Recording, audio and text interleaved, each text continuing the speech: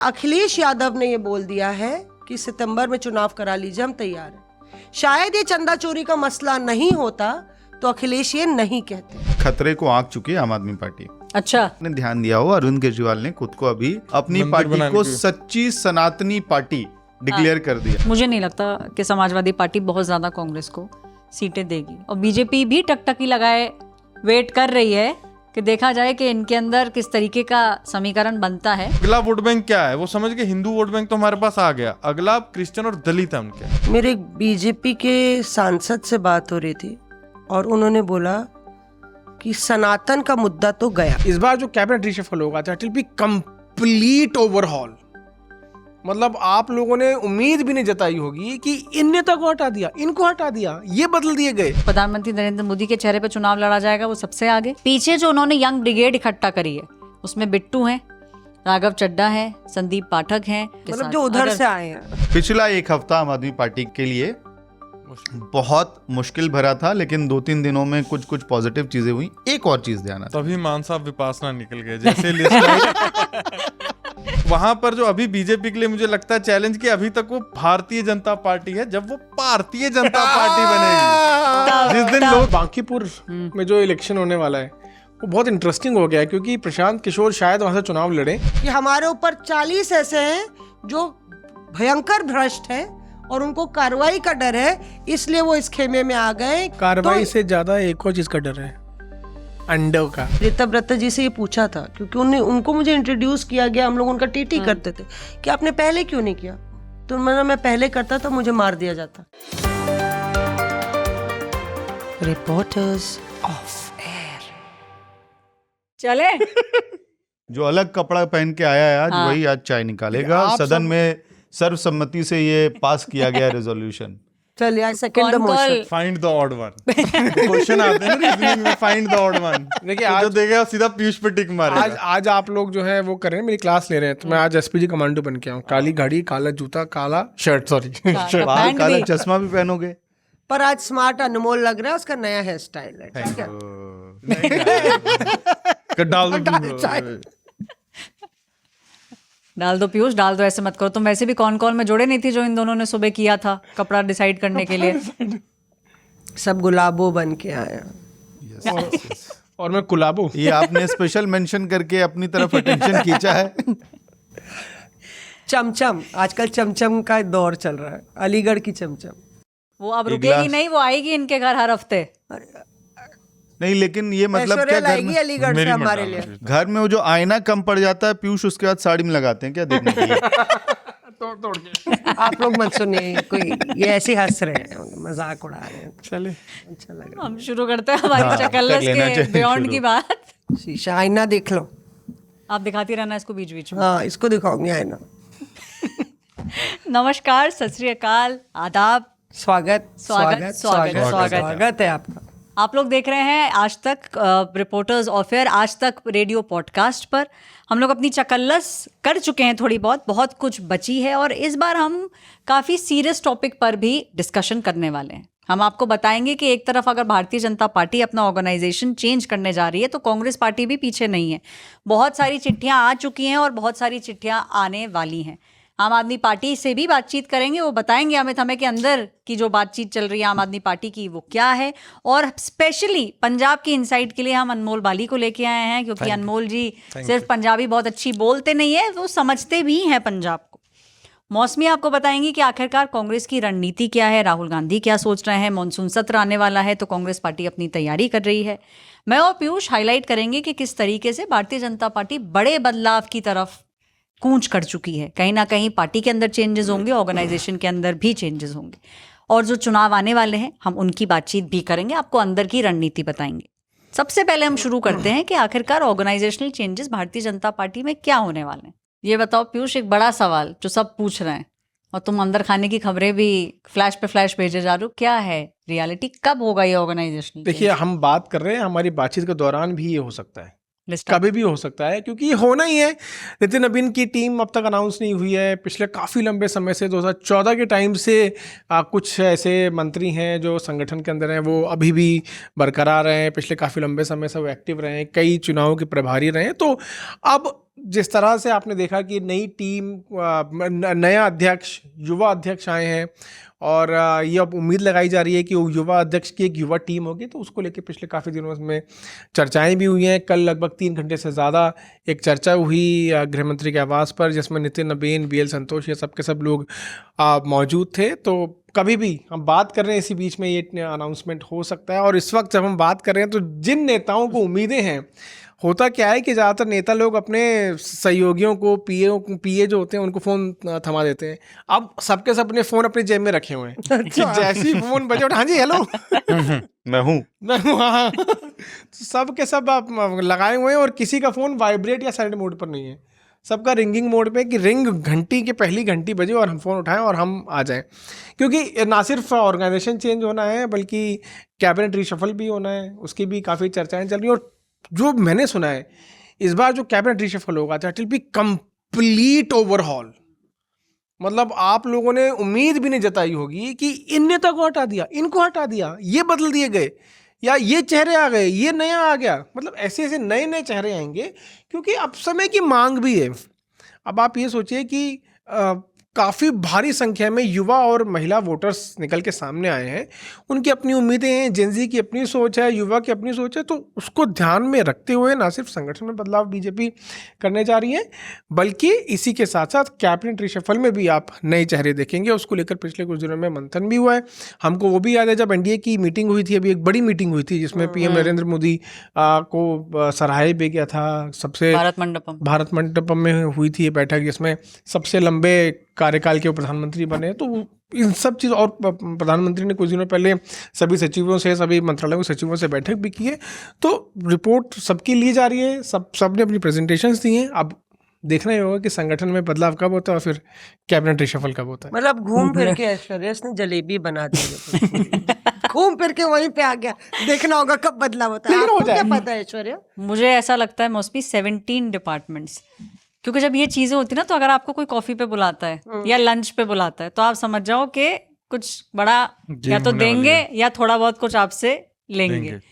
मैं जितनी कॉफी मैंने पी है पिछले 1 हफ्ते के अंदर, और जितनी चाय मैं गटक चुकी हूँ, तो मैं तो यही बता सकती हूँ कि लगभग 17 डिपार्टमेंट्स, जो पीयूष कह रहा है कि बहुत बड़ा ओवरहॉल दिखेगा आपको, और जेन्युइन एज जो है वो आपको कम दिखेगी, और कहीं ना कहीं एक बैगेज शेड करने की भी कोशिश की गई है। क्योंकि एक हम जो कहते हैं ना कि इनकम्बेंसी बढ़ रही है, बन रही है, आप इलेक्शन से थोड़ा टाइम पहले थोड़ी सी छांट काट करते हो, उसके ऊपर भारतीय जनता पार्टी आगे बढ़ चुकी है। और मुझे लगता है कि बहुत सारा विचार विमर्श आरएसएस के साथ भी हुआ है। पिछली कई मीटिंग्स के अंदर बड़े बड़े आरएसएस के लोग भी आ चुके हैं, और वो लोग मूव ऑन कर रहे हैं इस डायरेक्शन के अंदर कि आप ऑर्गेनाइजेशन में भी चेंज करें और बीजेपी कैबिनेट के अंदर भी चेंज करें। एक चीज़ और होती है मौसमी इसके अंदर ना, जो देखने को हम लोगों को मिलती है कई बार, ये पीयूष ने बोला ना कि फ़ोन सबके रिंगिंग टोन पे हैं, लेकिन जिसको जाने के लिए बोलते हैं ना, वो भी बेचारे, उनके भी फ़ोन रिंगिंग टोन पर उनके फ़ोन भी रिंगिंग टोन पे ही होते। तो जब जिनको जाने के लिए बोला जाता है उनको कोई ना कोई जिम्मेदारी मिल जाती है फिर बाद में, तो फिर उनको बोला जाता है कि भाई आप इधर आइए, आप मिलिए। और मोस्टली ये जो मीटिंग होती है बीजेपी, जो भी national president Bharatiya Janata party में है, उनके साथ मीटिंग होती है और उनको बताया जाता है। जैसे कि जब लोकसभा की टिकट की बात थी, तो गौतम गंभीर को भी बीजेपी हेडक्वार्टर बुलाया गया था, वहां पे उनसे बातचीत की गई थी और वहां पे उन्हें इन्फॉर्म किया गया था कि अब टिकट नहीं मिल रही है। कांग्रेस में ऐसे ही होता है। देखिए अभी तो मतलब आप लोग कैबिनेट रीशफल की बात कर रहे हैं, तो मतलब कांग्रेस की भी नजरें रीशफल पे और टीम के रीशफल पे, क्योंकि एक तरफ कांग्रेस का भी बिल्कुल बहुत बड़ा रीशफल चल रहा है, और जो कभी नहीं हुआ कांग्रेस में, कई सालों से नहीं हुआ, मतलब दशकों से मैं कह सकती हूँ, वो अब संगठन में हो रहा है। या ये कह लीजिए जो बीजेपी 10 साल पहले कर चुकी है, वो अब कांग्रेस कर रही है। एक उन्होंने नाम तो दिया है संगठन सृजन अभियान। तो जब ऐलान किया था तो हमें लगा कि कागज पे होगा, क्योंकि अक्सर कांग्रेस का ये रहता है, ये धरना है 50 जगह किया है, तो वहाँ पे पता चलता है हर जिले में 5 कार्यकर्ता है और फोटो खिंचा के डाल दिया।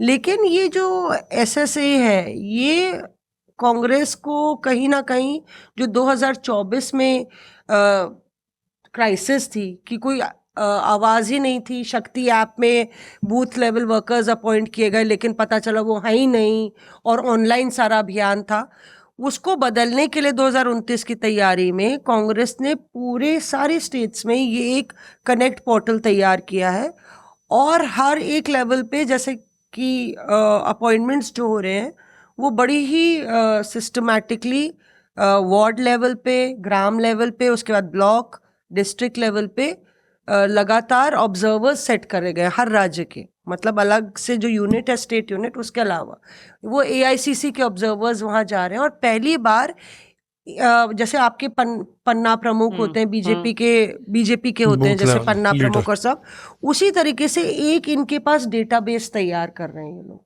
जो कि कांग्रेस एक कार्डर बेस पार्टी नहीं है, बीजेपी कार्डर बेस पार्टी है। तो एक पूरा कांग्रेस का कार्डर तैयार किया जा रहा है विथ मिशन 2029। उसी में इस तरह के अपॉइंटमेंट्स भी हो रहे हैं। आपने देखा तमाम प्रदेश अध्यक्ष और कई अपॉइंटमेंट्स अभी हुए हैं। तो वो एक अपने आप में, और उस पे बड़ी कड़ाई से जो है कड़ाई से हैंडल किया जा रहा है। अब ये केसी वेणुगोपाल साहब ने एक लेटर जारी किया जिसमें काफ़ी उनने डंडा चलाया कि जिसने भर्तियां नहीं की हैं, और भर्तियां कहाँ पे हो रही है, ऑनलाइन हो रही है, आपको आधार कार्ड डालना है, वोटर कार्ड डालना है, मोबाइल नंबर डालना है, और एआईसीसी से चेक हो रहा है कि ये वाकई में इन्होंने 20 कार्यकर्ताओं को ग्राम लेवल पे किया है कि नहीं किया है, और टीम बनाई है कि क्या आपको किया है, क्या बूथ बीएलओ बनने के लिए तैयार है। इस तरह से काउंटर चेक हो रहा है। तो जो 16 करोड़ 18 करोड़ बीजेपी की मेंबरशिप है, उसी की तर्ज पे अब 2029 की तैयारी में कांग्रेस भी ऐसे कर रही है। इसमें मैम एक चीज मैं भी ऐड करूंगा, जैसे कांग्रेस का सेवा दल हुआ करता था, अब उसको भी रिजुविनेट करने की पार्टी कोशिश कर रही है, तभी श्रीनिवासन बीवी को वहां पर लगाया गया। पर इसमें कांग्रेस में मैम अभी जो मैंने एक चीज नोट की, मैं तो उनका यूथ विंग देखता हूँ और एनएसवाई देखता हूँ। राहुल गांधी ने एक लेटर लिखा था, कांग्रेस लीडर्स को बोला था कि आप सपोर्ट करें। इन्होंने छात्रों की गूंज एक मूवमेंट चलाई थी आईवाईसी और एनएसयूआई ने, और जगह जगह प्रोटेस्ट कर रहे हैं उनके जो छात्र संगठन है और युवा संगठन है। तो उन्होंने लेटर में लिखा था कि कांग्रेस के नेता इनको सपोर्ट करें। पर अभी तक जितना मैंने कवर किया, मुझे कोई कांग्रेस का बड़ा नेता ग्राउंड पर धरातल पर दिखा नहीं। तो कहीं ना कहीं पार्टी का जो इंटरनल विंग्स हैं उनको भी कोऑर्डिनेट करना पड़ेगा, क्योंकि अगर कोई बड़ा नेता, इनका कोई बड़ा एमपी जो पूर्व केंद्रीय मंत्री रहा हो या किसी स्टेट में बड़ा अध्यक्ष रहा हो, अगर वो भी आ जाए तो कहीं ना कहीं मीडिया अट्रैक्शन या लोगों का अट्रैक्शन मिलता है उस चीज को। पर छात्र करें अभी ठीक है, बट अगर आप पार्टी के इतने बड़े नेता ने लेटर शॉर्ट किया तो उसका असर दिखना चाहिए था धरातल पर, वो नहीं दिखा। ये बीजेपी तो कर रही है, कांग्रेस भी चल चुकी है, आम आदमी पार्टी पहले तो है ना मतलब पार्टी है ना। नहीं, ये वाली सोच रहे हैं ये वाली क्राइसिस तो बंगाल में फिलहाल, यहाँ ऐसी कोई क्राइसिस नहीं है। इनफैक्ट एक बात और है कि दिल्ली में, पंजाब में तो बहुत कुछ हो ही रहा है, दिल्ली में जहाँ हम लोगों को लग रहा था कि बिल्कुल डल मोड में चल रहा है, इंटरनली कुछ तो है दिल्ली की हवा में अभी, जहाँ सब जगह पे पार्टी के लेवल पे, ऑर्गेनाइजेशन के लेवल पे बहुत सारा काम हो रहा है। तो मैंने क्या देखा रिसेंटली वहाँ पे होते हुए कि लैपटॉप लेके कई बड़े नेताओं को दिल्ली में बिठा दिया गया है, फीडबैक सिस्टम चल रहा है, हर कॉन्स्टिट्यूएंसी से लोगों को बुलाया जा रहा है, फिर कॉन्स्टिट्यूएंसी में बूथ लेवल तक क्रॉस चेकिंग हो रही है, जिन लोगों के नाम पहले से ऑफिस बेरर्स के हैं उनका फीडबैक लिया जा रहा है। ये पहली बार मुझे होता हुआ दिख रहा है कि एग्जिस्टिंग जो आपके बीएलओज हैं, आपका जो कॉन्स्टिट्यूएंसी के नीचे जो यूनिट्स होती हैं, उन सब जगह आपने पदाधिकारी बना दिए हैं। अब महामंत्री बन गया है, कोई वाइस प्रेसिडेंट बन गया है, उसका रोल क्या है, काम क्या है, व्यवहार क्या है, कुछ पार्टी को पता तो चलता नहीं है। तो ये अनोखा मुझे प्रयोग लगा कि पार्टी के बड़े नेता सीधे उस बूथ के वोटर या वर्कर को बुला ले रहे हैं पार्टी ऑफिस में, और लैपटॉप पे खोल के उनसे नाम पूछा जा रहा है, फलाने शर्मा जी का फीडबैक क्या है, तो वो जवाब दे देता है। फिर जो है ये जो हैं अरोड़ा जी हैं, इनका क्या फीडबैक है, या सैफी जी हैं, इनका क्या फीडबैक है। सारा फीडबैक सुनने के बाद वो, और एक बंदा बगल में बैठ के नोट कर रहा होता है, आम आदमी पार्टी ऑफिस में काम चल रहा है। उसके बाद सर्वे एजेंसी का जो फीडबैक आया हुआ है उनसे वो क्रॉस चेक कराया जाता है इन्हीं लोगों से।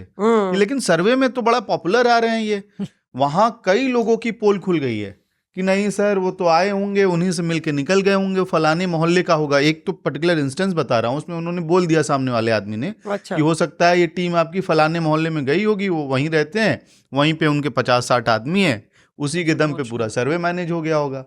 तो ये अगर इस लेवल पे कुछ, तो वही कह रहा हूँ कि दिल्ली की हवा में है कि सारी पार्टियां इस वक्त रिजुवनेशन के मोड में जा रही हैं। इतनी मेहनत आम आदमी पार्टी को 25 से पहले करनी चाहिए थी। वो तो होता ही ये है। हाल हाँ, होता नहीं शायद तब भी होता, क्या पता। हाँ, तो पॉलिटिक्स है, राजनीति।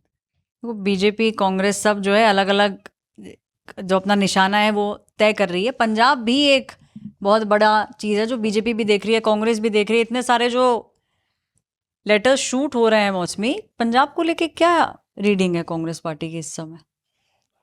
अब हमारे ये अब हाँ, मैं ही कह रही थी, अब ये मैं जो बोल रही हूँ वो मैं नहीं बोल रही हूँ, ये नेता बोल रहे हैं।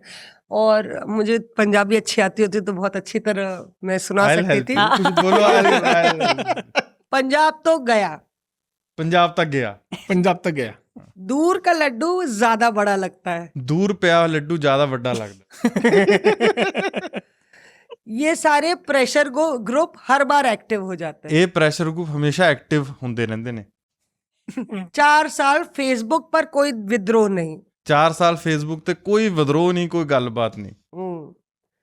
तो जब मौका आता है तब चौका लगाते हैं। ਜਦ ਮੌਕਾ ਹੁੰਦਾ ਤਾਂ ਹੀ ਚੌਕਾ ਲਾਣੇ ਆ ਇਹ।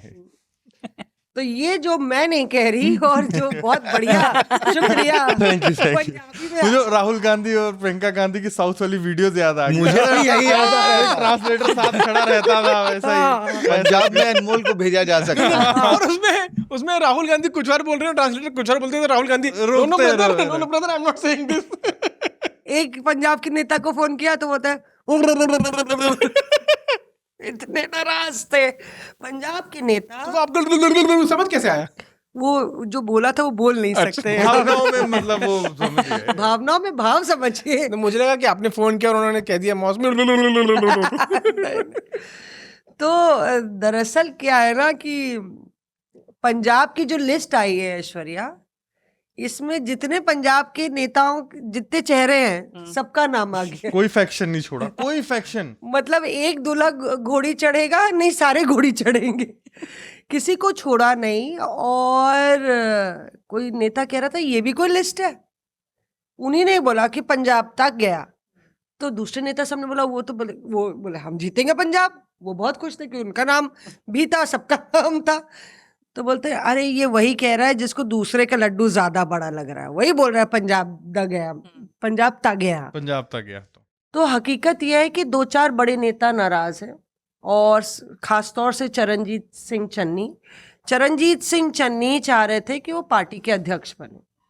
और एक नेता कह रहे थे कि 6-8 महीने से आपने इतनी मीटिंगें ली, इतने ऑब्जर्वर भर दिए, इतना सब रायता फैलाया, अगर आपको सबको सब कुछ देना था तो आप पहले ही ये लिस्ट जारी कर देते।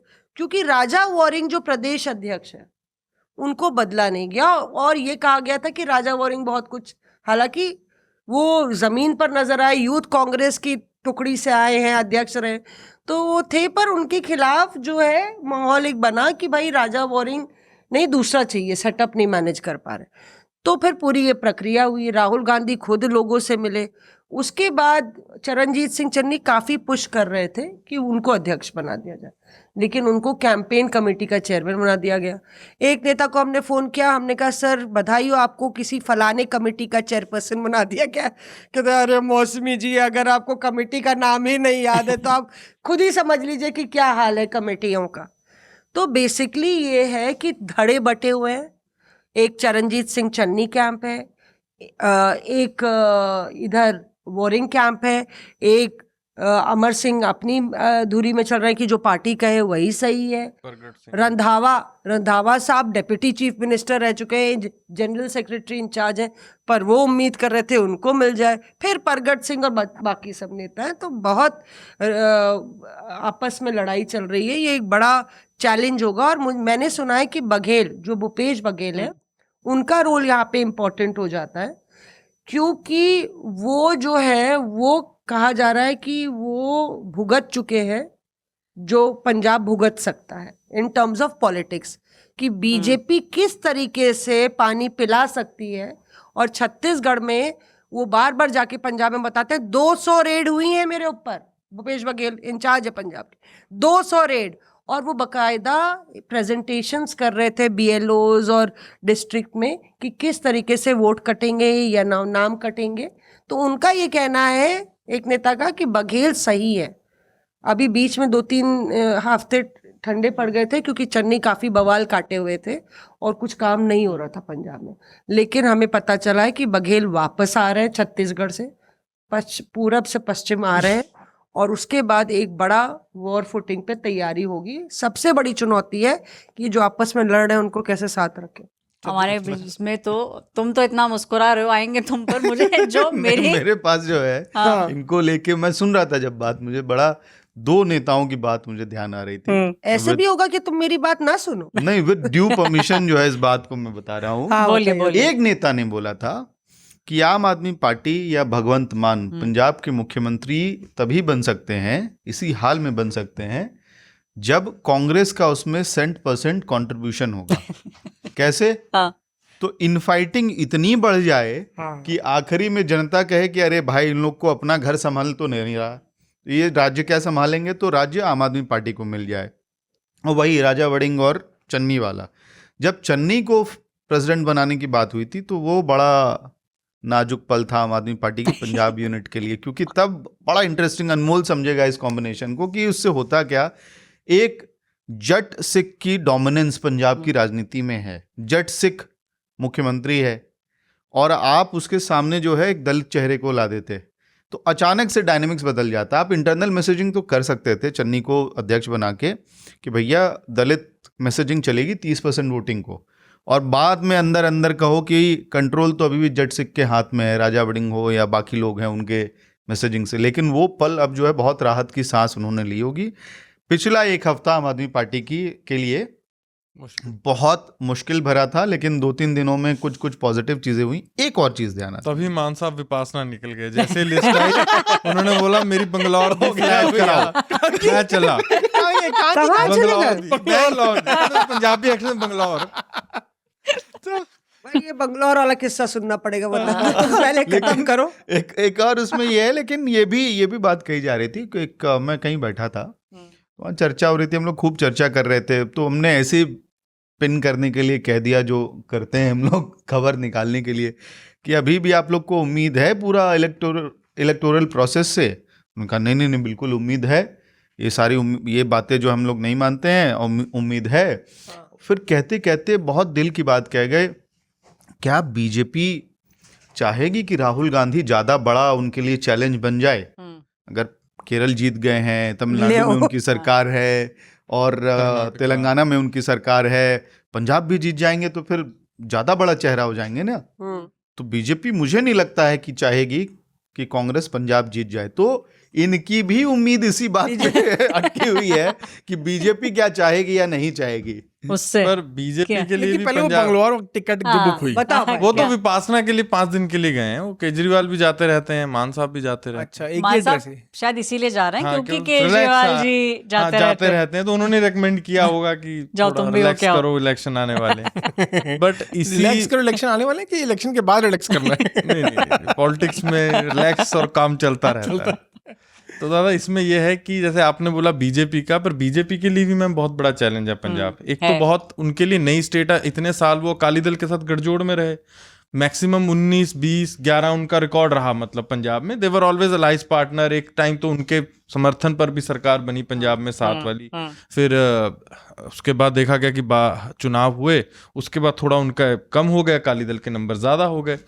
पर बीजेपी के लिए मैम जो सबसे बड़ी प्रॉब्लम मुझे लगती है बतौर पंजाबी वोटर और एज एन जर्नलिस्ट, कि हमारे पंजाब में भ शब्द जो है ना उसे पब्बा बोला जाता है, पब्बा पंजाबी में। जैसे आप लोग बोलोगे भारत, हम लोग बोलेंगे पारत, आप लोग बोलोगे भूरा हिंदी वाले, हम पंजाबी लोग बोलेंगे पूरा। तो वहां बोलेंगे बीजेपी का भारतीय जनता पार्टी। आप बोलोगे बुआ, हम बोलेंगे पुआ, रिश्ता मतलब जो होता है। अच्छा, तो वहां पर जो अभी बीजेपी के लिए मुझे लगता है चैलेंज कि अभी तक वो भारतीय जनता पार्टी है, जब वो भारतीय जनता पार्टी बनेगी, जिस दिन लोग कहेंगे कि नहीं जी ये भारतीय जनता पार्टी है, कमल का फूल है, कमल का फूल है, तो तब मुझे लगता है कि पार्टी रिवाइव करेगी, ये पार्टी अपना फैलाएगी पंजाब में। पर अभी केवल सिंह ढिल्लों को लेकर भी बहुत अंदर खाने, बीजेपी में बहुत नाराजगी है। अगर आप कर्नाटका की बात करें तो पंजाब में भी बहुत डिवाइडेशन है, बट कर्नाटका में तो आप पावर में आते जाते रहे, लेकिन यहाँ पर तो आप कभी नहीं आए। इस वक्त जो स्थिति पंजाब में है,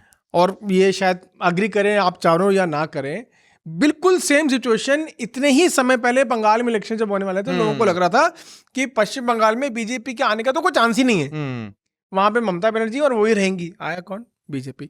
तो स्ट्रैटेजी चल रही है, मीटिंग्स चल रही है, काम चल रहा है, कोशिश पूरी है कि किसी तरह से पंजाब के वोटर्स को भी बताया जाए, क्योंकि पंजाब एक बॉर्डर स्टेट है। 15 साल लगे, बीजेपी ने 15 साल में खुद को डोमिनेंट ओपोजिशन बनाया। यहाँ तो दे आर मतलब मिनोरिटी नंबर्स में है भाई, 3 हमेशा छोटे प्लेयर, बहुत छोटे प्लेयर। अभी संघ का पेनिट्रेशन, संघ का पेनिट्रेशन, हाँ वो भी नहीं है। और दूसरा कुछ ऐसा आप इमोशनल कॉर्ड नहीं, मतलब इमोशनल कॉर्ड की आप बात करो, जट सिख की बात की अभी कुछ दिन पहले अमित ने, तो जट सिख कौन है? ढिल्लों, केवल सिंह ढिल्लों के हैं, जट सिख है। और तरुण चुग क्या है? हिंदू। तो वहां पर डोमिनेंस अगर पॉलिटिक्स की किसी की है पंजाब के अंदर, तो जट सिख और हिंदुओं की है, और लोग मानते हैं। और एक दलित भी बड़ा फैक्टर है, एक दलित तो सबसे बड़ा 33 प्रदेश में सबसे ज्यादा आबादी की रेशो में पंजाब में सबसे ज्यादा दलित आबादी की रेशो था 33%। अगर दलित एक तरफ होकर वोट कर देना किसी पार्टी को तो उसको हराना नामुमकिन। पंजाब में अकाली दल इतने समय जट पार्टी होकर कैसे सरवाइव करता रहा, दलितों जट पार्टी हो गए, प्रकाश सिंह बादल इतने साल कैसे सरवाइव करते रहे। उनकी जो लोक लुभावनी बेनिफिशियरी स्कीम्स थी वो दलित वोटर्स के लिए बनाई जाती थी। हमेशा अकाली दल ने दलितों को साथ लेके चले। तो मैं ये बता रहा था कि जो पॉलिटिक्स की डोमिनेंस होती है पंजाब के अंदर, तो जट सिख हिंदू की है और दलित समुदाय की होती है। तो इन तीनों को लेके स्ट्रैटेजीज बन रही हैं। और अभी आप जब कैबिनेट रिशफल देखेंगे ना, तो उसमें SC/ST समाज से आए हुए कई सांसदों का प्रतिनिधित्व होगा ही होगा। और उसको लेके कुछ नाम हैं जिन पर चर्चाएं भी चल रही हैं, जिसमें तरुण चुग का नाम भी सबसे ज्यादा है, क्योंकि इस वक्त पंजाब से सिर्फ एक मंत्री थे, रविंद्र सिंह बिट्टू, वो चले गए हैं। वो चले क्या गए, उनको मतलब कह दिया गया कि अब आप पंजाब में चुनाव लड़िए, तो वो खत्म। चुनाव लड़ेंगे और आगे वो एग्रेसिवली आप देखेंगे उनको पूरा एक्टिव पंजाब के अंदर बीजेपी की तरफ से। तो कोई है नहीं, अब कौन आएगा? पूरे चांसेस हैं कि तरुण चुग को मंत्री बनाया जाएगा, पूरे चांसेस हैं, क्योंकि अभी कोई है नहीं। कोटा मेरा उसमें भरना तो है स्टेट का। तो आपने देखिए, और पंजाब में जैसे वो बात बता रहे हैं अनमोल की भारतीय जनता पार्टी के, तो वहां पे एक चीज होती है, टॉर। बिना टॉर के आप नेता नहीं है। क्या होता है टॉर? टॉर मतलब कि टशन, आपने एकदम सही शब्द। तो बिना टशन के आप नेता नहीं है। तो वो टशन जो है वो होना जरूरी है। तो तरुण चुग अगर वो मंत्री बनते हैं तो फिर आप सोचिए कि वो किस तरह से एक बहुत अच्छे एक एक्टिव स्ट्रॉन्ग फोर्स की तरह जो है वो पंजाब में जाके चुनाव लड़ सकते हैं। ऑर्गेनाइजेशनल भी उनका एक्सपीरियंस रहा है, ABVP से उन्होंने काम शुरू किया 2014 से पहले से हम उनको देखते आ रहे हैं, और कितने राज्यों के प्रभारी रहे। हम भी मतलब जब तो रिपोर्टर भी नहीं थे, मतलब तब से उनको देख रहे हैं पंजाब की पॉलिटिक्स में। अमृतसर से आते हैं, ABVP से उन्होंने शुरुआत। तो वो हिंदू है, तो अगर वो कैबिनेट में आते हैं, वो एक उनको टॉर हो जाएगा। केवल सिंह ढिल्लों का टॉर है। उसके बाद कई ऐसे नेता हैं कांग्रेस के ही जो शायद बीजेपी के संपर्क में है, और हो सकता है कि पाला बदल ले। जैसे चरणजीत चन्नी को लेके मैम पंजाबी मीडिया में अब खबर चल रही है, चलाई जा रही है, मतलब जो पंजाब के हमारे स्टेट, नहीं वो अपनी खुद की पार्टी बनाएंगे। ये खबर चल रही है कि चरणजीत चन्नी इतने नाराज हैं कि खुद का कोई दल बनाएंगे, पार्टी बनाएंगे। पता नहीं ये कहाँ से आई है खबर बीजेपी में। लेकिन मेरी 2 नेताओं से बात हुई, बट अभी इस समय बहुत डाइवर्जेंट व्यूज हैं। एक नेता का ये मानना है कि अगर 4 कॉर्नर्ड फाइट हुई, कांग्रेस, आम आदमी पार्टी, अकाली और भाजपा अलग अलग लड़े, तो शायद आम आदमी पार्टी को एज मिल सकता है। ये अभी की अंडरस्टैंडिंग ये है। अगर बीजेपी और अकाली साथ आते हैं तो आम आदमी पार्टी के हाथ से सत्ता जा सकती है। लेकिन बीजेपी का खुद का ये मानना है कि इस बार आप फॉर्मेशन ऐसे मानिए कि सबसे बड़े नेता प्रधानमंत्री नरेंद्र मोदी के चेहरे पर चुनाव लड़ा जाएगा, वो सबसे आगे। पीछे जो उन्होंने यंग ब्रिगेड इकट्ठा करी है, उसमें बिट्टू हैं, राघव चड्ढा है, संदीप पाठक हैं। तो ये लोग जिनका कनेक्शन रहा है पंजाब के साथ, जो उधर से आए हैं, लेकिन उनका ही मानना है कि इनका कनेक्शन है। 22 में उन्होंने वर्क किया और डिलीवर किया। तो बीजेपी का ये मानना है कि अब वो कर पाते नहीं कर पाते ये तो टाइम बताएगा मौसम। लेकिन बीजेपी का ये मानना है कि क्योंकि वर्क कर चुके हैं, तो अगर बीजेपी के रिसोर्सेज मिले, फ्री हैंड मिला, तो ये दोबारा से वो वर्क भारतीय जनता पार्टी के लिए कर सकते हैं जो उन्होंने काम चालू कर दिया है। संदीप पाठक हो, राघव चड्डा हो, इनके घरों के अंदर मीटिंग्स चालू हो चुकी हैं, बड़ी बड़ी मीटिंग्स में ये लोग जाने लगे हैं ऑलरेडी। ये अपनी खुद की टीम्स पंजाब में इसको सतर्क कर चुके हैं, चालू कर चुके हैं वो सारा काम।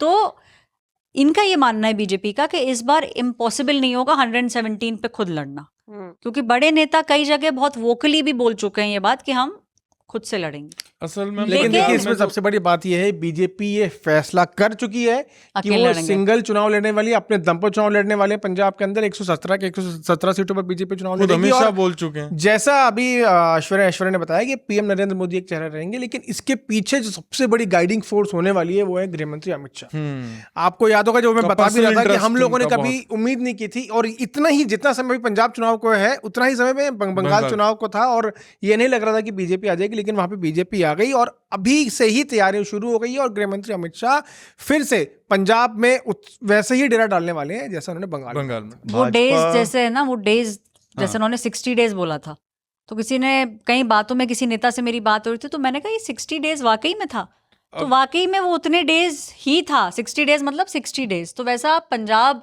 में भी देखोगे। अब एक इंटरनल स्टोरी बताऊं मैम, बीजेपी जो पंजाब में कर रही है, बेसिकली वो समझ गई कि पंजाबी हिंदू वोट अब कांग्रेस से टूट गई है। कांग्रेस में इतने समय ना पंजाबी हिंदुओं का रिप्रेजेंटेशन हुआ, को बड़ा नेता ही बता दीजिए आप पंजाब कांग्रेस में से पंजाबी हिंदू आज के समय नहीं है, नहीं कोई नेम नहीं। देखिए पर मनीष तिवारी हाँ, उन्होंने कल जिक्र बाद में मनीष तिवारी का, लेकिन 40 सीट ऐसी यहाँ पर हिंदू डोमिनेटेड 40% है दादा पंजाब पॉपुलेशन। पंजाब की पॉपुलेशन 40% मतलब हिंदू, पंजाबी हिंदू है। मैं भी पंजाबी हिंदू हूँ, तो ऐसे मतलब बहुत सी पॉकेट्स हैं। जैसे अबोहर पॉकेट है, अभी पहली बार बीजेपी वहां म्यूनिसिपैलिटी में जीती, पर वहां रीजन जीतने का बीजेपी नहीं था, वहां रीजन था जाखड़ फैमिली का प्रभाव। तो वहां कुछ ऐसी बेल्ट्स हैं, पठानकोट हो गया मैम, लुधियाना के कुछ अर्बन क्षेत्र हो गए, होशियारपुर हो गया। तो पहले से ही आप समझिए गुरदासपुर बॉर्डर सीट है, वहां पर बीजेपी के एमपी जीतते थे, खन्ना साहब जीतते रहे, वहां पर एक्टर थे जो।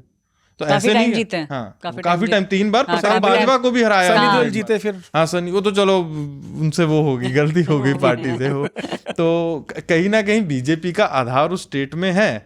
अब बीजेपी समझ गई कि एक वोट बैंक तो हमारे पास आ गया। जैसे मैं खुद के ही आसपास, मैं खुद पंजाबी हिंदू हूं, तो मैं तो रहता हूँ कम्युनिटी में, तो मैंने खुद देखा कि पिछले चुनाव में, विधानसभा चुनाव में, लोकसभा चुनाव में जो आसपास आपके लोग रहते हैं वो बीजेपी को वोट डालने लग गए।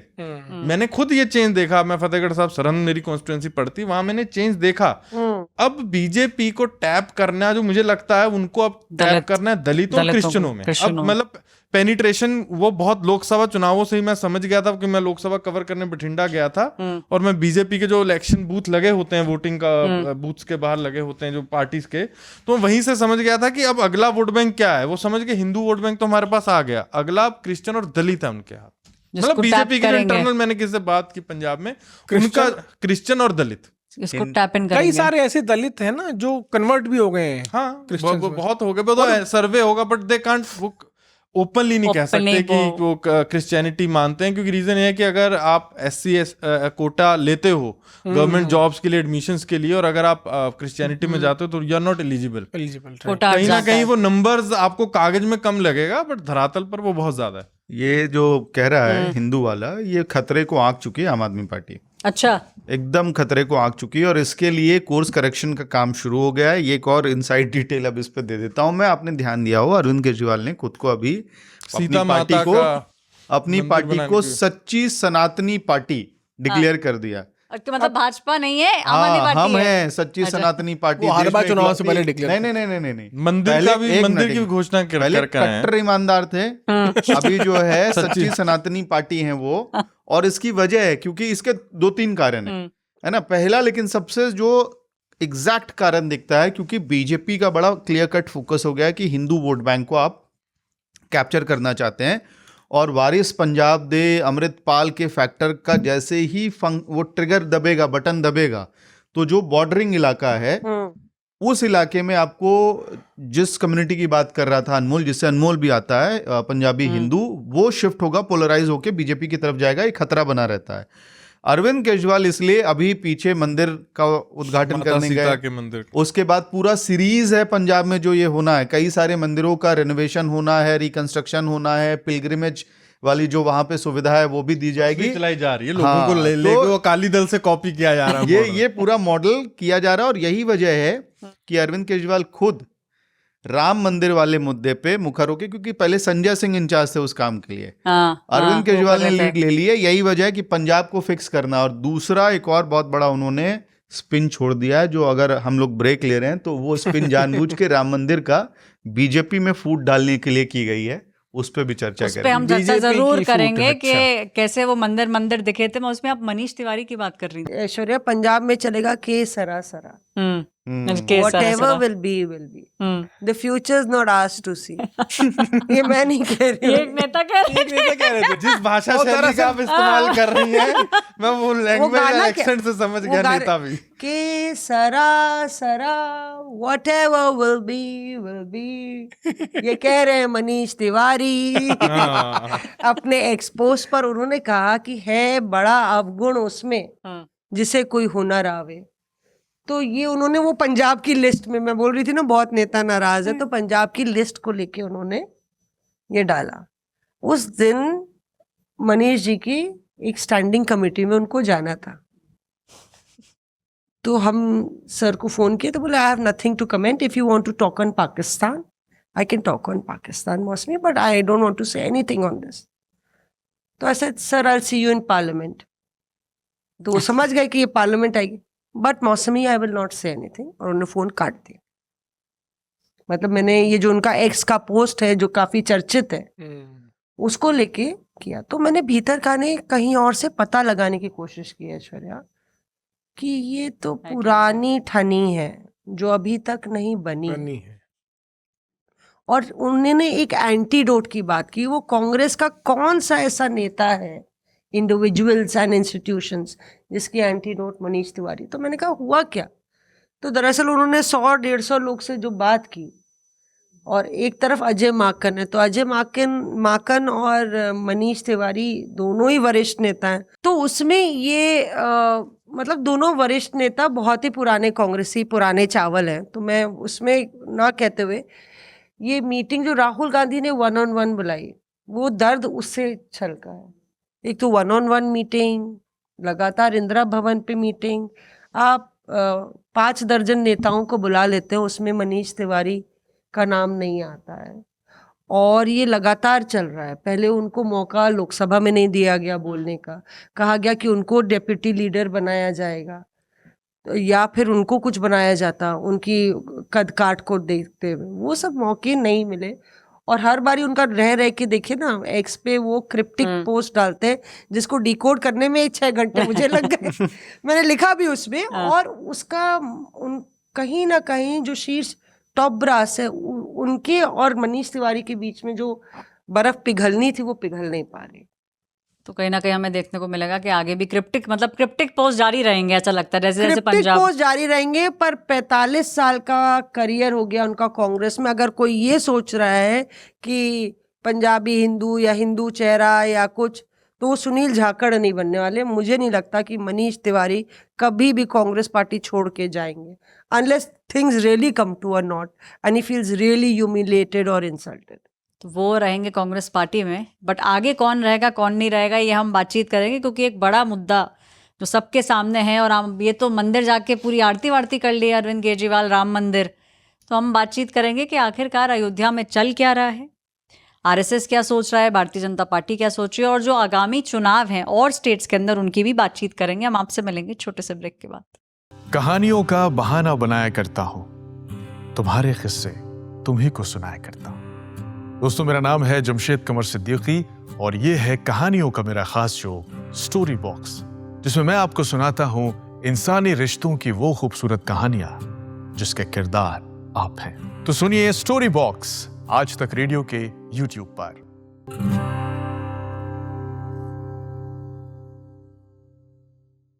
क्या कह रहे थे, नारा वारा कुछ लिखे हो तुम? तो मैं पीयूष भाई को छेड़ रहा था कि अगर मैं आप इलेक्शन लड़ोगे तो आपकी कैंपेन के लिए मैंने एक नारा लिखा है, विकास का पहिया पीयूष भैया। क्या बात है, क्या बात है, क्या बात है। कौन सी पार्टी रहेगी पीयूष? नहीं, पार्टी वार्टी तो सोच लिया जाएगा, लेकिन आज के टाइम पर क्या है ना कि कोई भी एक रजिस्टर्ड पार्टी जो है उसका फ्यूचर इतना ब्राइट है कि उसको पता था कि एनसीपीआई के 20 सांसद हो जाएंगे अचानक। एनसीपीआई के अध्यक्ष को नहीं पता था कि भाई अगले दिन मेरे पास 20 सांसद आ जाएंगे। उसके लिए फिर तुम्हें किसी विपक्षी पार्टी से जीतना पड़ेगा तब तुम्हारी वैल्यू ऐश्वर्या ये बेनामी पार्टी बनाएगा, तुम चल लो, वरना ये अपने पार्टी गठित करता रहे। तो इससे मुझे आइडिया आ गया, मंडे जा रही हूँ मैं इलेक्शन कमीशन पार्टी रजिस्टर कराने एक। नमस्कार, आप लोग देख रहे हैं रिपोर्टर्स ऑफ एयर। ब्रेक के बाद हम वापस आ चुके हैं। पीयूष सोच चुके हैं चुनाव लड़ेंगे, पार्टी में रजिस्टर करा लूंगी मंडे को, तो क्या पता मेरी पार्टी को ये ज्वाइन कर लें। लेकिन एक बड़ा मुद्दा जो इस समय चल रहा है, जिसमें सारी पार्टियां शामिल हो चुकी हैं, वो है मुद्दा राम मंदिर का अयोध्या में। हम देख रहे हैं कि कैसे कांग्रेस के बड़े बड़े लोग राम मंदिर अब जा चुके हैं। अरविंद केजरीवाल जी जा चुके हैं, वो वहाँ पे पूजा अर्चना कर रहे हैं। भारतीय जनता पार्टी भी बहुत पैनी नज़र बनाए हुए है। आरएसएस को लेके कई सवाल उठ रहे हैं। ये इतनी भक्ति वैसे जागती है केजरीवाल जी में चुनाव से पहले, लेकिन अभी अचानक से फिर जाग गई, सवाल भी खड़ा कर रहे हैं। इसका पार्ट 1 तो हमने बताया था ब्रेक के पहले, अब पार्ट 2 समझिए। पंजाब वाला तो हो गया।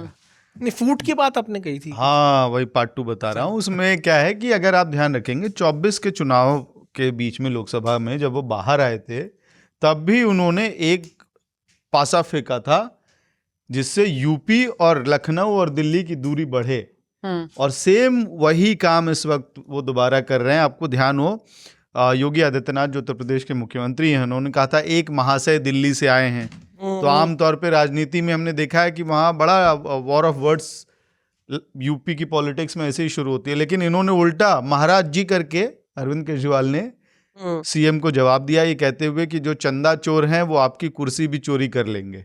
तो पूरी स्ट्रैटेजी यही है कि एक तरफ पंजाब में वोट बैंक को बचाना है, दूसरी तरफ इसी के सहारे वहाँ दिल्ली और लखनऊ के बीच का जो एक्सप्रेसवे है वहाँ कुछ दरारें बन जाए तो थोड़े बीच जो है अलायंस के लिए और ज़्यादा या बाकी पार्टियों के लिए बन जाए। एक और चीज़ लेकिन बड़ी इंटरेस्टिंग है, मैं समाजवादी पार्टी में किसी नेता से बात कर रहा था, मैंने कहा कि भाई क्या हो रहा है ये, क्योंकि विपक्ष का जो चेहरा बनना था वो तो समाजवादी पार्टी को बनना चाहिए था इस पूरे राम मंदिर वाले चैप्टर में, फ्रंट से लीड करता। कि आप ही प्रिंसिपल अपोजिशन है। तो उनका नहीं ठीक है, करने दीजिए, कैचमेंट एरिया सबसे बड़ा हमारा ही है, मुद्दा कोई भी बनाए, लास्ट में चुनाव के समय हम ही समेटेंगे अगर विपक्ष को इससे कोई भी बेनिफिट होने वाला होगा। तो वो लोग आश्वस्त हैं, भले ही संजय सिंह चेहरा बन जाए या अरविंद केजरीवाल निशाना साधें, समाजवादी पार्टी को लग रहा है कि उनका बेनिफिट इस मामले में फिर भी हो रहा है। बेनिफिट मुझे नहीं लगता कि हिंदू वोटर जो है वो बीजेपी से छटकने वाला है। लोगों को लग रहा है कि हाँ ठीक है, इस पे राजनीति हो सकती है। मतलब वो आश्वस्त और आप अस्वस्थ कह रहे हैं। आप समझिए मैं कहाँ की बात कर रहा हूँ। चलिए साहब जी। तो देखिए, अगर एक क्रेट में 10 सेब रखे हैं और एक सेब सड़ जाएगा तो आप क्या करते हैं? कौन सा सड़ा हुआ सेब है? मैं कह रहा हूँ अगर एक सेब सड़ जाए तो आप उस सेब को उठा के बाहर फेंक देते हैं ना, ताकि बाकी 9 सेब बचें। तो वही काम कर रही है यार। लेकिन पीयूष मुझे ये बात बताओ आप, ये हम लोग इतना, मतलब ये मैं एकदम सॉरी इस बात को रख रहा हूँ, एक व्यक्ति जिनको ये नहीं पता है कि अगर 1000 या 200 चांदी के फूल कोई लाके दे रहा है आपको ट्रस्ट में, तो उस फूल का क्या करना है ना, कि उसको अब मंदिर में रखना है कि किसी तिजोरी में रखना है कि आरबीआई भेज के इंडिया मिंट में भेज के उससे प्रॉफिट कमाना है, कोई विजन नहीं है इतने दिनों तक, तो आप कब तक कैसे प्रोटेक्ट करोगे इसका? कहीं ना कहीं कोई तो लेकिन ये चोरी नुकसान होगा ना आपको। और मंदिरों से भी सीखा जा सकता है। और हमारे ये नहीं से सीख लेते आप, कहीं से नहीं सीखना था। नॉर्थ में बहुत मंदिर है, वहां का उनका मॉडल फॉलो हमारे जो सहयोगी हैं संतोष, में उनकी एक रिपोर्ट भी देख रहा था, उसमें कैसे समझ आया कि चोरी कैसे हो रही थी।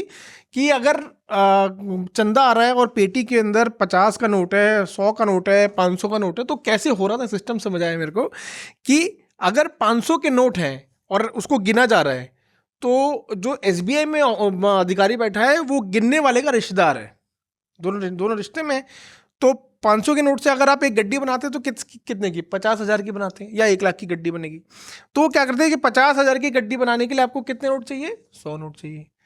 तो वो क्या करते थे, 100 की जगह 110 नोट डाल दिया करते थे, और 110 नोटों में से जब वो बैंक पहुंचता था तो 10 नोट वो अधिकारी हटा लिया करते थे। गड्डी बनी कितने की? 50,000। और वो जो 10 नोट है वो गले में जेब में चले गए। तो इस तरह से चोरियां हो रही हैं। कई जगह तो ये भी पता चला कि जो मूर्तियां हैं, चांदी की मूर्तियां, उनको ये कहा गया, ये सुनने में आया कि उनको बेंगलोर भेजा जा रहा है पता करने के लिए कि भाई इसका कैसे उपयोग होगा अब तक। लेकिन ये प्रमाण ही नहीं है कि मूर्ति गई कहाँ, पिघलने के लिए गई, ईंट बनी मूर्ति की, कुछ आपको जो तुमने जो सवाल पूछा ना, मैं समझ गई तुम्हारा सवाल क्या है, मैं जवाब दे देती हूँ उसका। क्या बीजेपी बैकफुट पे? हाँ, बीजेपी बैकफुट पे। और बीजेपी का ये मानना है कि ये सिर्फ हिंदू नहीं, सनातन के लिए ये एक बहुत गड़बड़ बात हुई है। तो कोई शाय अवे नहीं कर रहा है इस चीज से, इसीलिए तुमने देखा कि इसके ऊपर कार्रवाई हो रही है। ये आप तो नहीं कह सकते कि कार्रवाई नहीं हो रही, तो कार्रवाई हो रही है। आप ये बोल सकते हो 1 दिन 2 दिन आगे पीछे हो गई। आप ये भी देखोगे कि क्योंकि सब तथ्य आ चुके हैं सामने, किसी इन्वेस्टिगेशन में ये तो नहीं हुआ कि हुआ ही नहीं, हुआ है, रास्ता भी उसका दिख गया किस तरीके से हुआ था, लोगों के ऊपर FIR भी हो गई है, तहकीकात भी होगी, और गारंटी है ये RSS की तरफ से भी और बीजेपी की तरफ से भी कि जिन्होंने ये किया है उनको उसी का अप्रोप्रिएट जो हमारे लॉ में लिखा है, आप उसको देखोगे कि उनको दंड भी मिलेगा। वो तो दंड ये की बात में कर रहा था ना, वो मिलेगा उनको 200%, ये बात है। तो ऑपोजिशन पार्टीज जो कह रही हैं, जो सवाल उठा रही हैं, बीजेपी बहुत अच्छे से समझ रही है कि ये सिर्फ हिंदू की बात नहीं है, ये सनातन के ऊपर एक बहुत बड़ा एक झटका जो है, और कहीं ना कहीं बैकफुट पे वो हैं, बट इसको रेक्टिफाई करने के मेजर्स तुरंत ले लिए गए। 10 सेब में से एक सड़ जाते उठा के फेंकते हैं ना, आप देखो, तो वही प्रक्रिया चल रही है इस वक्त। तो सड़े हुए सेब को हटाया जा रहा है। इसमें मेरा ये कहना है, इसमें 3 बातें में मतलब मुझे लगता है। एक तो जिस एजेंसी की तुम बात कर रहे थे, जो पैनल है सैनिक सिक्योरिटी सर्विसेज SSS करके, तो हम लोग ने पिछली बार भी विस्तार से चर्चा की ही थी कि किस तरीके से चोरी हो रही थी। एक बयान आता है राम गोपाल यादव का कि ये 2000 करोड़ रुपए चुराए गए। तो we don't know the depth of the theft. कहना कि विपक्ष का कहना है कितना चोरी हुआ हमें नहीं मालूम। दूसरा, जो SIT की बात हो रही है उस पर कांग्रेस ने सवाल खड़ा कर दिया है, क्योंकि SIT में जो 3 अधिकारियों की नियुक्ति हुई है वो उत्तर प्रदेश के मुख्यमंत्री साहब ने की है। तो कांग्रेस का मानना है कि एक इंडिपेंडेंट एजेंसी इसकी जांच करे, और प्रधानमंत्री को चिट्ठी लिखी गई है कांग्रेस द्वारा कि इसमें सुप्रीम कोर्ट मॉनिटर्ड प्रोब हो, तभी निष्पक्ष होगा। तो विपक्ष का line of attack very clear है, बहुत क्लियर है। अरविंद केजरीवाल वाराणसी में भी चुनाव लड़े थे, तो वो कोई चेहरा नहीं है, वो वाराणसी में लड़े थे। और आम आदमी पार्टी क्या है उत्तर प्रदेश में, ये संजय सिंह से बेहतर कोई और बता नहीं सकता। तो आप देख लीजिए अभी क्या प्रेजेंस है आम आदमी पार्टी का। तो इसमें मुख्य चेहरा समाजवादी पार्टी है। अब ये बताया जा रहा है, बड़ा इंटरेस्टिंग है, कि ये जो डिवीजन हो रहा है ट्रस्ट में और पार्टी में, बीजेपी क्लियर डिस्टिंक्शन ड्रॉ करना चाहती है कि ये ट्रस्ट की जिम्मेदारी थी। अब उस लड़ाई किस में है, इसी चीज को लेकर लड़ाई है। एक बड़ा बयान आता है केशव प्रसाद मौर्य साहब का, जो ये कहते हैं कि चंपत राय जी ने मंदिर की देखरेख ठीक से की, ये की, और विपक्ष इसको बेवजह तूल दे रहा है, बहुत ज़्यादा, ज़रूरत से ज़्यादा इसको ब्लो आउट ऑफ प्रोपोर्शन किया जा रहा है। तो ये एक अलग लाइन है, जो सरकार की इन्वेस्टिगेशन की लाइन है, उससे एक पॉलिटिकल लाइन केशव प्रसाद मौर्य ने ले ली है। आप जानते हैं कि केशव प्रसाद मौर्य और योगी आदित्यनाथ, अक्सर कहा जाता है 2 अलग अलग रेल की 2 अलग अलग पटरी हैं, चलते एक ही दिशा में, बीजेपी की दिशा में, पर दोनों मेल नहीं खाते। ठीक है, तो ये बहुत दिलचस्प है। और इस पूरी कहानी में आ जाता है वो शासन और प्रशासन का जो लॉ एंड ऑर्डर का सवालिया निशान, बाबा का बुलडोजर, कि बाबा का बुलडोजर पे ओवैसी चले आए हैं कि बाबा का बुलडोजर नहीं चल रहा है। तो उसमें कहानी मुझे किसी एक बड़े अधिकारी ने ये बताई कि मौसमी हर बारी जब ट्रस्ट की बैठक होती थी तो ये कहा जाता था कि जो सर्वेलेंस है, बहुत ही बड़ा मंदिर है, इसका सर्वेलेंस को और दुरुस्त करना चाहिए, इसके कैमरेज को और AI टाइप करना चाहिए, आर्टिफिशियल इंटेलिजेंस का यूज़ करना चाहिए। ये बार बार ट्रस्ट को आला अधिकारियों ने सलाह दी, लेकिन उस ट्रस्ट में एक हिज मास्टर्स वॉइस है, एक अधिकारी इनेप्ट है, इनकॉम्पिटेंट अधिकारी है जो किसी की नहीं सुनता, ऑल इज वेल है, और उसकी एक चौकड़ी नीचे थी जो पूरा इस पूरे नेक्सस को अंजाम दे रही थी। चाहे वो SSS जो बैंक मनी कलेक्शन वाली एजेंसी है, उसमें अपने रिश्तेदारों की अपॉइंटमेंट। अब जब आप अपॉइंट ही उन लोग को करेंगे जो पैसा कलेक्ट कर रहे हैं, जिन पे रिस्पॉन्सिबिलिटी है, वो आपके लोग हैं तो वो थोड़ी रिपोर्ट करेंगे। पुलिस का प्रेजेंस ये लोग अलाउ नहीं करते थे अंदर। जैसे ही कुछ पुलिस वर्दी वाले दिख जाते थे, they were not allowed in the premises. तो और बार बार ये कैमरा और सर्वेलेंस को बढ़ाने की मांग को ट्रस्ट ने मना कर दिया। अब ट्रस्ट को इतना पावर किसने दिया? Trust was not even, CIC को भी अकाउंटेबल नहीं था।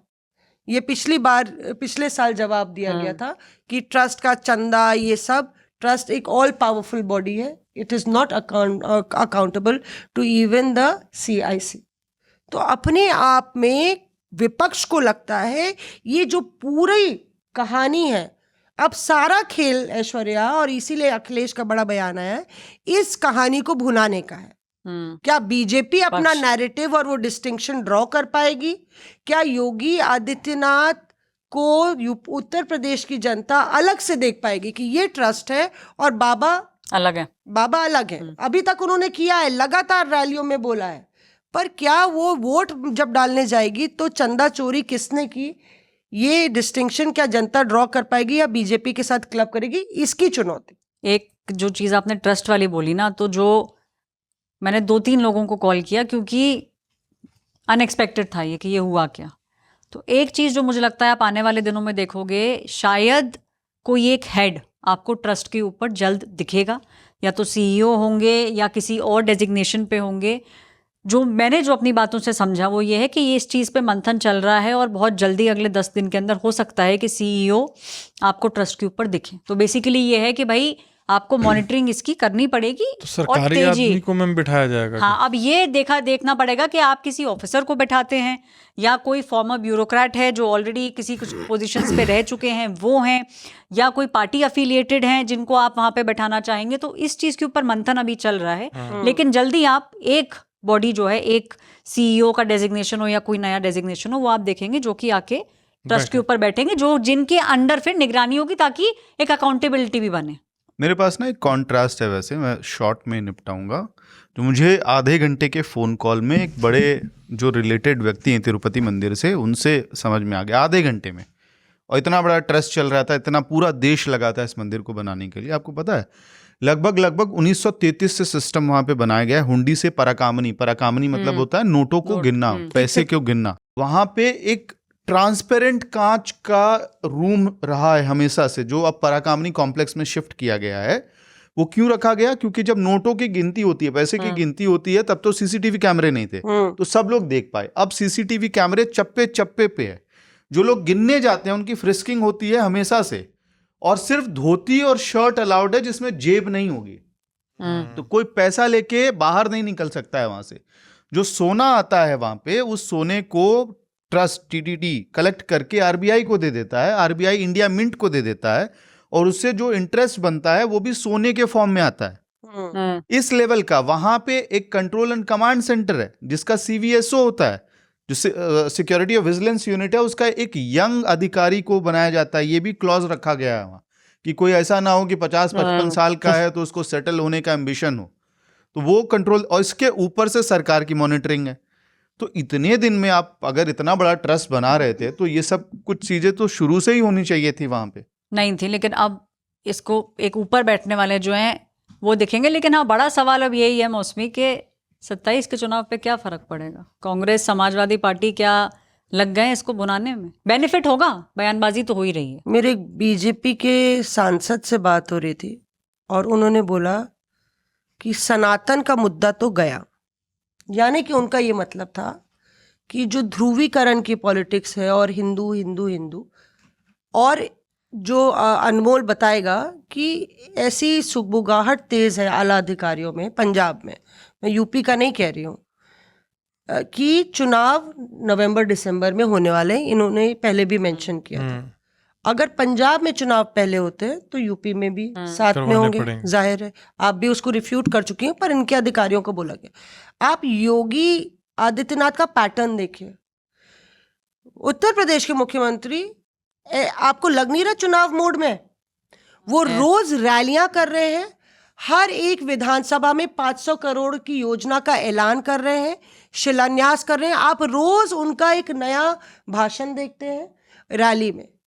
और अखिलेश यादव ने ये बोल दिया है कि सितंबर में चुनाव करा लीजिए, हम तैयार हैं। शायद ये चंदा चोरी का मसला नहीं होता तो अखिलेश ये नहीं कहते, क्योंकि अब मामला जात पे जाएगा कि कास्ट, क्योंकि वैसे ही आपके पास नीट है, वैसे ही आपके पास बेरोजगारी और इंफ्रास्ट्रक्चर और तमाम चीज़ें, इंफ्रास्ट्रक्चर पे तो यूपी को आप नहीं कह सकते, लेकिन रोजगार, नीट, महंगाई और उस पर चंदा चोरी। तो सपा को लगता है, और सपा की चाहे वो लोहिया वाहिनी हो, चाहे वो मुलायम सिंह का मोर्चा हो, चाहे वो समाजवादी वाहिनी हो, ये 3-4 जो है वो लगातार ग्राउंड पर उन लोग को बोल दिया गया है कि चुनाव जल्दी हो सकता है। अभी उन्होंने पीडीए वाला स्कीम खत्म किया है और अब दूसरी कड़ी में वो लगातार जगह जगह ये मोर्चा खोले हुए हैं और रैलियां कर रहे हैं। अखिलेश लगातार मीटिंग कर रहे हैं और मुझे लगता है कहीं ना कहीं योगी आदित्यनाथ उत्तर प्रदेश के मुख्यमंत्री भी इसी मोड में तैयार नजर आ रहे हैं। तैयार नहीं नजर आ रही थी तो वो कांग्रेस थी, हालांकि Congress is only a second fiddle to the Samajwadi party, so we have to wait and see. Aam Aadmi party की कितनी तैयारी है इस बार यूपी चुनाव को लेके?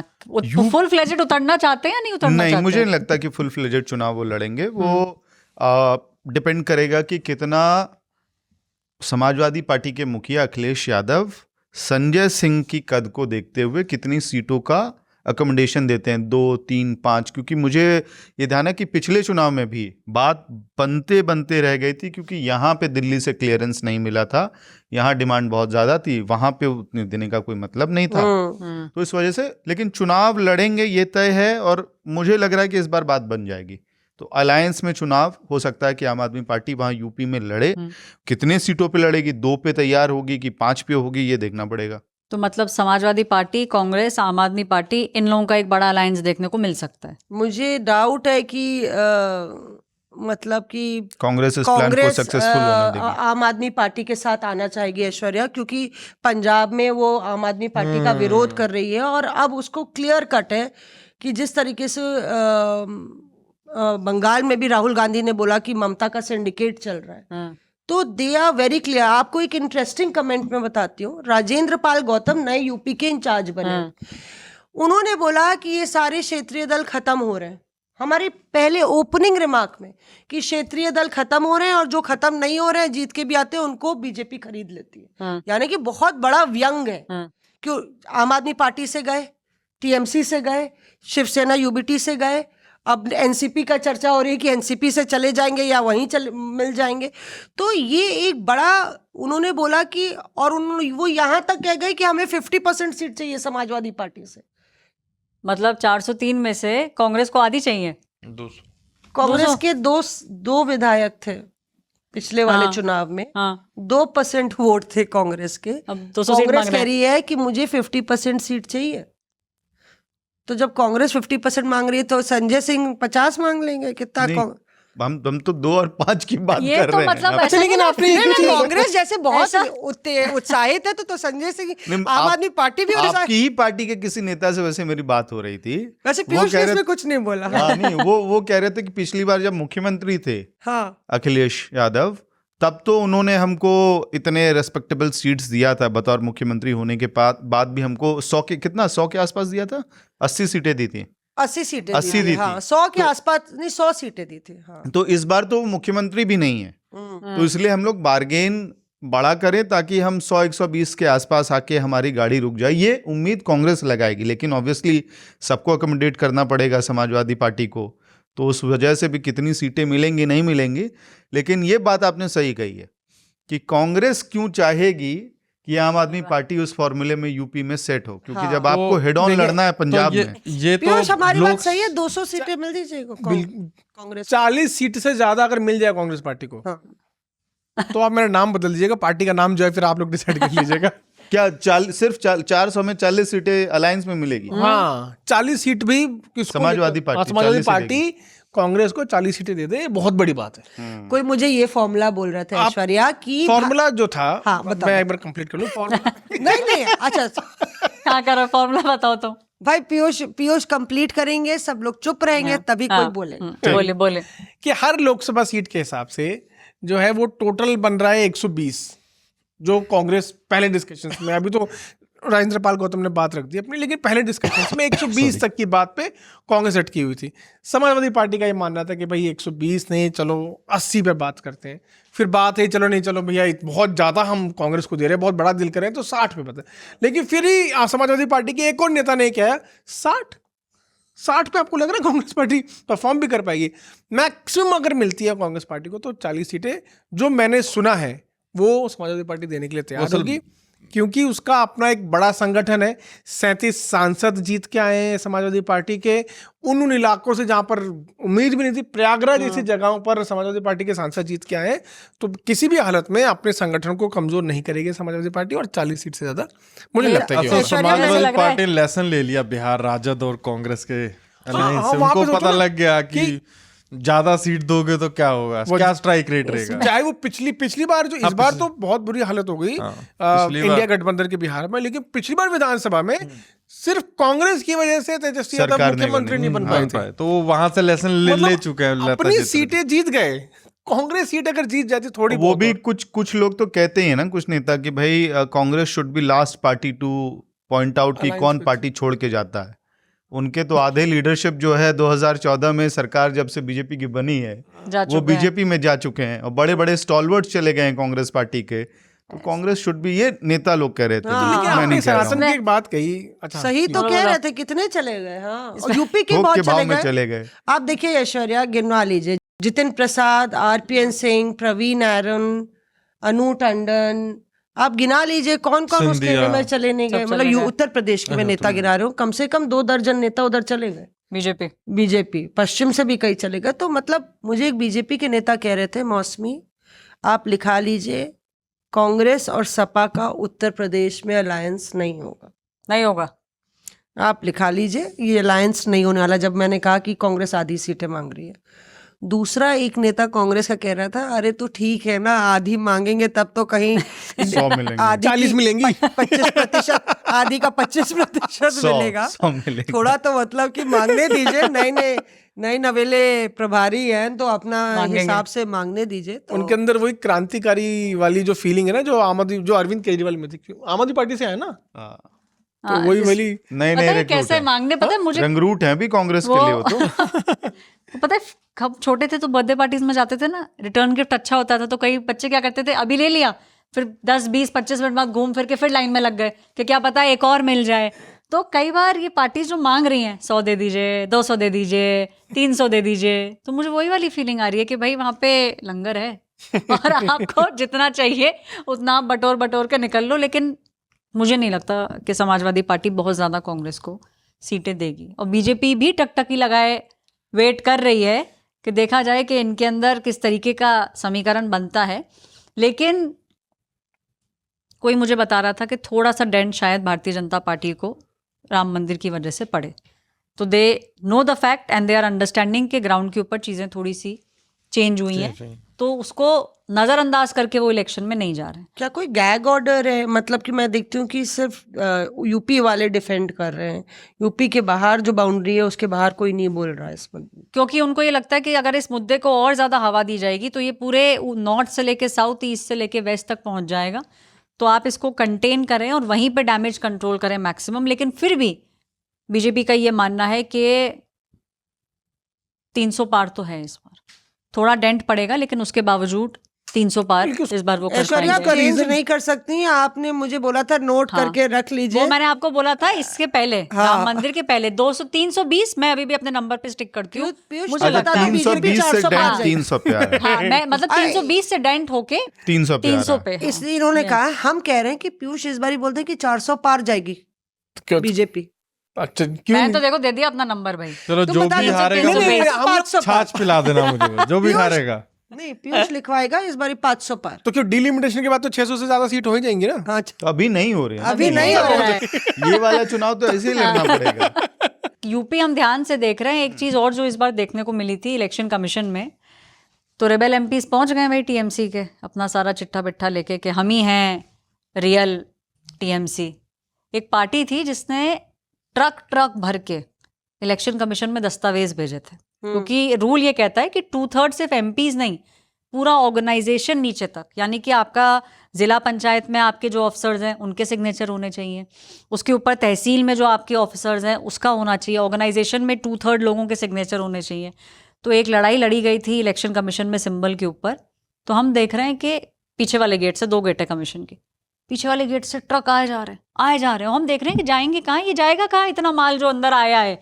तो भाई ट्रक भर के पार्टियां भेजती हैं कि अब आप इसकी कर लीजिए तहकीकात, ये हम सिग्नेचर जो है अपने लोगों का लेके आए। तो टीएमसी भी कुछ करेगी ऐसा ममता दीदी? ट्रक भर के ट्रकलोड की बात कर रहे थे ना, मैं फोन देख रहा था, मौसमी जी नजर अपनी एकदम वो कर रही थी, सीरियस लाल आंखों से मेरी तरफ देखने की कोशिश कर रही थी। मैं कागज निकाल रहा था। क्या तुम कागज कमीशन देने जाओगे? टीएम तृणमूल कांग्रेस का कॉन्स्टिट्यूशन जो बाय द वे मार्च 2026 में वापस से नोटिफाई किया गया था, इलेक्शन कमीशन को दिया गया था। चंद्रमा भट्टाचार्य ने इसको साइन करके भेजा था। उसका आर्टिकल 12 में कैसे कमिटीज काम करती है, नेशनल वर्किंग कमेटी का क्या काम है, चेयरपर्सन कैसे इलेक्ट होता है, ये सब धीरे धीरे नीचे कॉन्स्टिट्यूशन में आता है। ऋता बैनर्जी ने जो काम किया है वहाँ पे कि उन्होंने एक होटल में मीटिंग बुलाई, वहाँ पे उन्होंने नेशनल वर्किंग कमेटी जो उनकी सबसे इंपॉर्टेंट कमेटी है तृणमूल की, वो बना दी। बहुत लोग समझ नहीं पाए होंगे कि भाई एनडब्ल्यूसी क्या है, ऐसे ही बन गया है, क्या इंपॉर्टेंस है। एनडब्ल्यूसी जो किया उन लोगों ने वहाँ पे बहुत स्ट्रैटेजिक तरीके से किया। एनडब्ल्यूसी के पास ट्रस्ट फंड, एसेट्स, ट्रेजरी, इस तरह के बहुत सारे अलाइंड पावर्स जुड़े हुए हैं। तो वो उन्होंने रीअलाइन कर दिया, रीजिक कर दिया, और चेयरपर्सन भी एक नया लेके आ गए कि चेयरपर्सन अब अरूप राय हैं, ममता बनर्जी नहीं है। इंटरेस्टिंगली जो संविधान है तृणमूल कांग्रेस का, जिसकी वजह से मुझे ममता बनर्जी के यहाँ से फैक्शन से बहुत फोन आके समझाया गया कि बॉस ये टीएमसी है, यहाँ पे कॉन्स्टिट्यूशन जो बनाया गया था वो इस तरह से बनाया गया है कि ओवरवेलमिंग पावर्स चेयरपर्सन के ऑफिस को दिए गए हैं। तो क्या है कि वहां होता है इलेक्शन, 12 में हुआ ममता बनर्जी जीती, 17 में हुआ ममता बनर्जी जीती, 22 में हुआ ममता बनर्जी जीती, 27 में फिर इलेक्शन होना है 27 में। और लगभग 1000 डेलीगेट्स हैं जिनके पास वोटिंग राइट्स हैं, वो चुन के चेयरपर्सन को भेजते हैं। जो नेशनल वर्किंग कमेटी है वो 20 लोगों की होती है।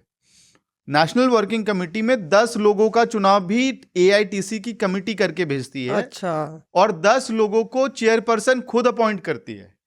तो यहाँ क्या हुआ कि कैसे, एक तो चेयरपर्सन नया बना, उसका इलेक्शन कैसे हुआ, कौन डेलीगेट वोट डाला, नंबर 1। नंबर 2, जो आपने एनडब्ल्यूसी बनाई, वहां भी मेंबर्स भेजने के लिए जो पावर है वो चेयरपर्सन के ऑफिस को है।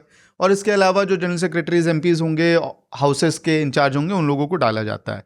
तो इस वजह से ये लोग क्या थे, मुझे बताया गया था कि बॉस हम क्यों जाएं कोर्ट या इलेक्शन कमीशन, हम तो पार्टी है ना, हम वो नहीं जाएंगे, हम तो पार्टी हैं, पॉलिटिकल पार्टी हम हैं। कोई जो खुद को दावा कर रहा है कि वो पॉलिटिकल पार्टी है, वो जाके बोले इलेक्शन कमीशन को, कोर्ट को, तब तो हम कंटेस्ट करेंगे। और यही वजह है कि ममता बनर्जी वाली जो टीएमसी है या जो एआईटीसी जो खुद को अभी भी वो बोल रहे हैं, वो ना तो इलेक्शन कमीशन पहले गया ना किसी कोर्ट में गया, जबकि अरूप रॉय और एनडब्ल्यूसी सारा कुछ हो गया 2 जून को। तब भी तो ये था कि जब वो लोग चले जाएंगे तब हम अपना काउंटर लिखेंगे। तो काउंटर तैयार हो जाएगा मंडे को, और लीगल केस की पूरी स्ट्रैटेजी बनाई जा रही है, हर चीज़ को नोट किया जा रहा है। टीएमसी के कॉन्स्टिट्यूशन के सारे पेपर्स, पुराने डेलीगेट्स के सारे पेपर्स, इलेक्शन प्रोसेस का जो पेपर है वो इकट्ठा किया जा रहा है। और मुझे बताया गया है कि राज्यसभा के सांसद हैं जो बहुत बड़े वकील हैं देश में, वो तृणमूल का केस ममता बनर्जी की तरफ से आपको लड़ते हुए दिखाई देंगे। और यहाँ एक और भविष्यवाणी है, डोला सेन जो सांसद हैं, बहुत बड़ी एक तरह से नेत्री आप कह सकती हैं, ममता बनर्जी की कॉमरेड हैं। वो कॉमरेड तो यहाँ शब्द नहीं यूज करेंगे, दीदी को शब्द पसंद नहीं है उस पॉलिटिकल कॉन्टेक्स्ट में। झंडा लहराती है, हाँ, जनता बेसिकली तो खड़े होकर चलाती है। उनके नाम पे पिटीशन फाइल होगी है। एक हाई प्रोफाइल नेता भी ममता बनर्जी से यस्टर year, bigger star Jaya Bachchan भी गई थी अपनी सहानुभूति देने, मिलने। हाँ, काफी विजुअल्स वायरल हुए उसके। जया बच्चन गई थी ममता दीदी से मिलने। जया बच्चन गई थी, अभिषेक बनर्जी खुद जो है उनको 2-3 हफ्ते पहले केजरीवाल भी गए थे।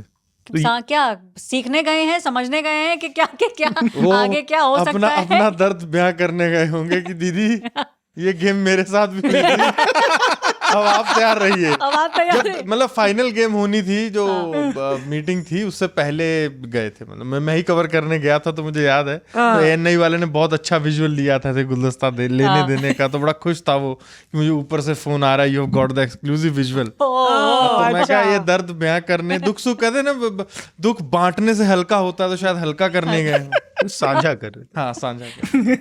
मौसमी ये कह रहा है कि भाई दुख सुख बांटने गए थे केजरीवाल जी और ममता बनर्जी साथ में बैठ के, तुम्हारे साथ कैसा हुआ, मेरे साथ भी ऐसा हुआ टाइप। तो आपने भी कई टीएमसी के लोगों से बात करी? मैंने दूसरे खेमे से बात करी। बड़ा इंटरेस्टिंग है इसमें कि बात कहाँ बिगड़ गई। आपने चुनाव आयोग की बात की, तो मुझे कोई बता रहा था जो वहाँ पे मीटिंग में था कि दो चीज़ें हुई। अब एक तो चुनाव सीईसी ने ये कह दिया कि अगर 10 मिनट के लिए भी वेब कैम, वो जो लड़ाई हुई पूरी 10 मिनट के लिए भी अगर वेब कैम बंद होगा, आई विल ऑर्डर री इलेक्शन। जो कैम्स बंद हो जाते थे तो सीईसी ने 2 टूक कह दिया अभिषेक बैनर्जी के मुंह पे, तो पारा उस पे चढ़ा। और दूसरा, अभिषेक बैनर्जी बार बार ये बात कर रहे थे, I have one from with a margin of 7 lakh votes. तो सीईसी ने कहा कि अगर 7 लाख से आप जीते हैं तो who knows, next time you can lose with the margin of 7 lakh votes। तो मामला वहीं से बहुत खराब हो गया। और अब टीएमसी के लिए मामला, ऐश्वर्या, जो मुझे पता चल रहा है, चाहे वो जांच पड़ताल हो या कुछ हो, बहुत बड़े आगे खुलासे होने वाले हैं भ्रष्टाचार को लेके, करप्शन को लेके। खबर ये है कि अच्छा, ये रिबेल कैंप कह रहा है कि कई ऐसे हैं जिन्होंने पहाड़ के पहाड़ बेच दिए टीएमसी खेमे में, अब जो बंगाल में पहाड़ के पहाड़ बेच दिए, ऐसी खबरें हैं। दूसरी बड़ी बात यह है, जो सबसे बड़ी चोट ऋतव्रता ने पहुंचाई है। ऋतव्रता के करीबी बता रहे थे कि 2022 से वो अभिषेक बैनर्जी से अपॉइंटमेंट मांग रहे थे। 2022 उनको अपॉइंटमेंट कब मिला? जब इस बारी चुनाव हार गए, वो मीटिंग हुई और ऋतव्रता ने ये मुद्दा उठाया कि आपने डीजे बजेगा और जहांगीर खान पर क्यों नहीं कार्रवाई की, और डीजे बजेगा क्यों बोला गया, क्यों नहीं कार्रवाई की। तो अभिषेक बैनर्जी ने कह दिया, मैंने एक्स पे ट्वीट कर दिया। तब ऋतव्रता ने बोला अब बहुत हो गया, सर से पानी सर से ऊपर हो गया। और ऋतव्रता ने एक बड़े नेता का, टीएमसी के नेता जिन्होंने उनको हम लोग से इंट्रोड्यूस किया था पार्लियामेंट में, उनका फोन ब्लॉक भी कर दिया, क्योंकि उनको बार बार कह रहे थे तुम हारने वाले चुनाव। ऋतव्रता 20,000 से जीत गए। तो ऋतव्रता ने बोला तुम मुझे बोल रहे थे कि मैं हारने वाला हूँ और मैं 20,000 से जीत गया हूँ, और दीदी चुनाव हार गई, मतलब बंगाल का चुनाव हार गई। और उसके बाद उनने फ़ोन ब्लॉक पे डाल दिया उन बड़े नेता का, जो उनको इंट्रोड्यूस करने वाले। तो मामला इतना टेंशन भरा है कि जो 60-64 विधायक इधर आए हैं, मुझे बताया जा रहा है कि 40 तो इसलिए आ गए हैं कि उनको कार्रवाई का डर है, कि हमारे ऊपर 40 ऐसे हैं जो भयंकर भ्रष्ट हैं और उनको कार्रवाई का डर है, इसलिए वो इस खेमे में आ गए कि सत्ता पक्ष, या मतलब हम अपनी पार्टी में रहेंगे, टीएमसी में, ओरिजिनल टीएमसी में। और वो बोल रहे हैं कि हम बाकायदा बीजेपी के हर चीज का, यूसीसी का भी विरोध करेंगे, हर चीज का विरोध करेंगे, पर दीदी के साथ नहीं रहेंगे। कार्रवाई से ज्यादा एक और चीज का डर है, अंडों का। ये वो है नेता, ये वो है। आपको याद है महुआ मोइत्रा ने अभी मीटिंग की, जो तो जहां पर वो मीटिंग करी थी वहां पर भी जो है लोग पहुंच गए थे और अंडों की बरसात वहां पर हुई थी। वो कैसे वहां से वो बच के निकली हैं।